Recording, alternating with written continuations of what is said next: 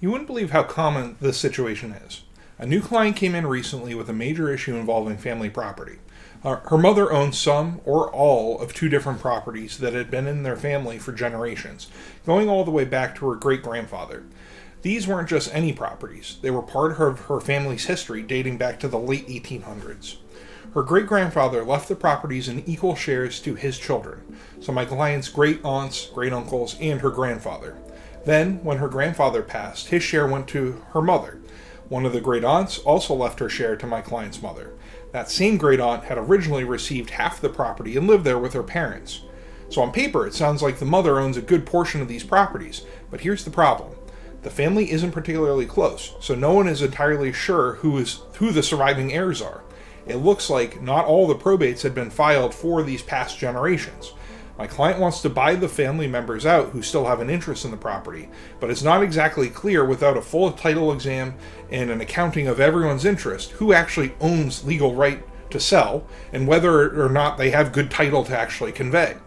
Now, one small silver lining here is that these properties aren't part of land court, which would require additional work and would have made things even more complicated.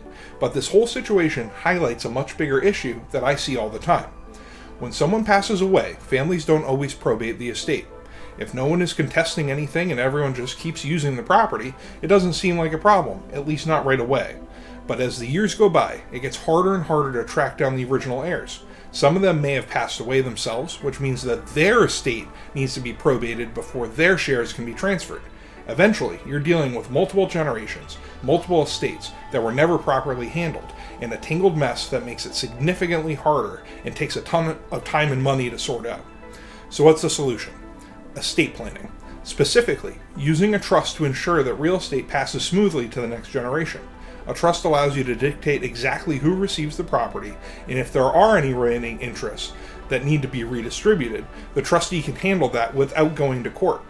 If a trust isn't used, then probating an estate immediately is critical. In Massachusetts, there's a huge difference between an informal probate and a formal probate. Informal probate does not determine the legal heirs of an estate.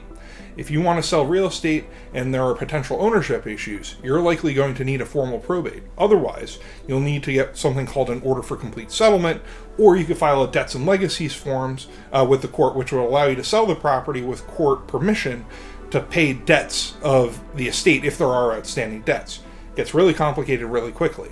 And that's even if it is an option, if that's available.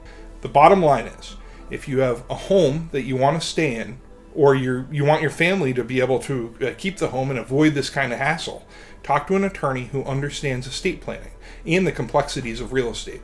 The earlier you plan, the easier it will be for the next generation. That's it for today. If you found this helpful, hit the like button and subscribe for more estate planning and real estate law content. And if you have questions, drop them in the comments. I'd love to hear from you. Thanks for watching, and I'll see you in the next one.